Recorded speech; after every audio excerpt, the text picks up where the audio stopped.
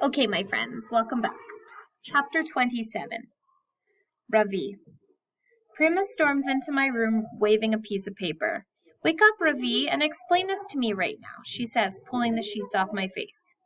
What is it? I ask, rubbing my eyes. What's wrong? Her hands are shaking as she pushes the wrinkled paper under my nose. I found this in your school bag. What is it? I ask, sitting up and reaching for my glasses. Look at me, Ravi, says Prima, grabbing my chin and pulling my face toward her. Tell me what's going on.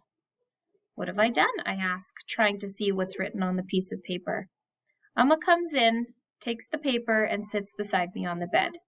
It's some kind of drawing, she says, smoothing the paper on her knee. I push up my glasses, rub my nose, and look at the paper. It's a cartoon of a bunch of people wearing the same t-shirt. Did you draw this? Asks Amma.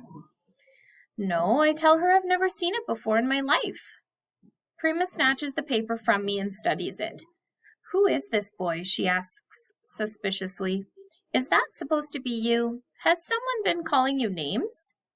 She's pointing to a boy wearing shoes that look like giant potatoes.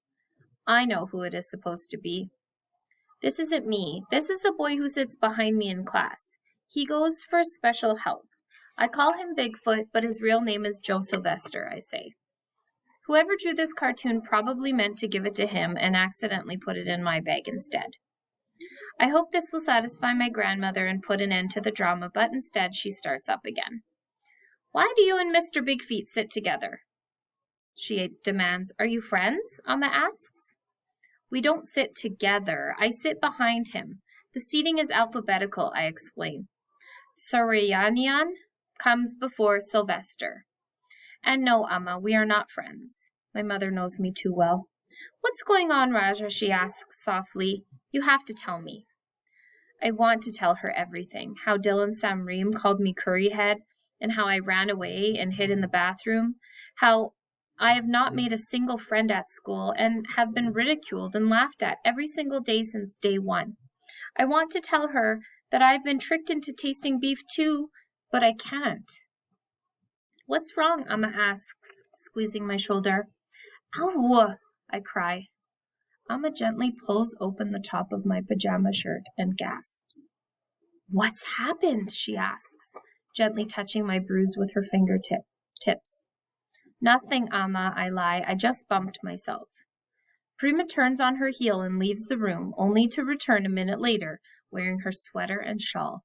She also has a scarf, a red dupatta, covering her head. Is that how you say it, dupatta? Where are you going so early in the morning? Amma asks. Prima ignores her. Get up, Ravi, she commands. Why? I ask. I'm coming to school with you. I want to see for myself what's going on at this so-called Albert Einstein Elementary School.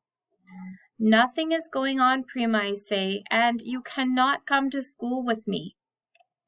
When did you start answering back to your elders? She says, her eyes flashing.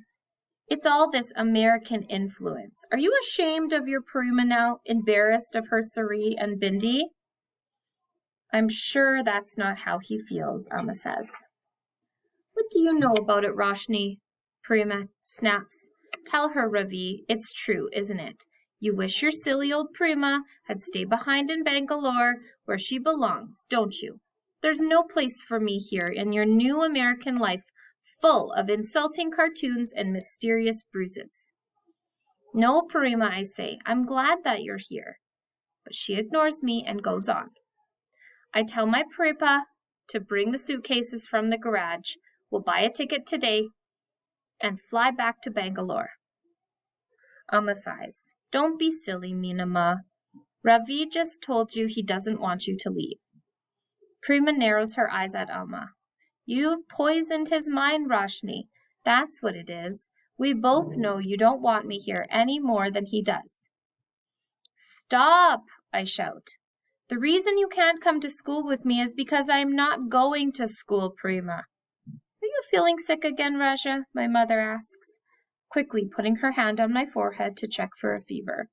Let me feel your pulse, says Prima, putting her fingers on my wrist.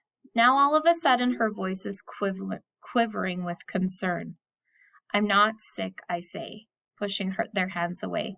I'm finished with Albert Einstein Elementary School forever. I quit.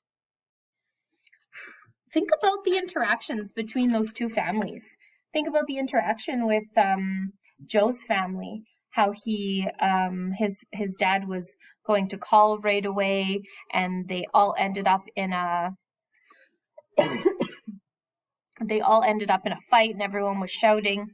And think about the interactions that just happened with Ravi's family, how they came into his bedroom, they sat down, they were concerned, they asked him questions, there was no fighting, there was no shouting. Those are two very different dynamics, aren't they? Chapter 28, Joe. Joey, my mom asks. My mom is knocking on my door.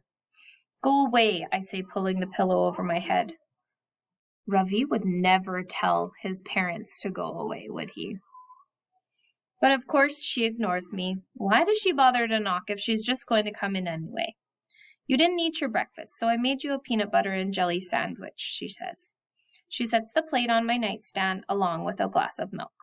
I'm not hungry, I say from under the pillow. She doesn't say anything, but I can tell she's still standing there. I hear her sniffle, so I pull the pillow tighter around my head. I've heard enough crying for one day. I have to go to work, my mother tells me. Your dad's downstairs if you need anything. I'll be back later. After she leaves, I come out from under my pillow.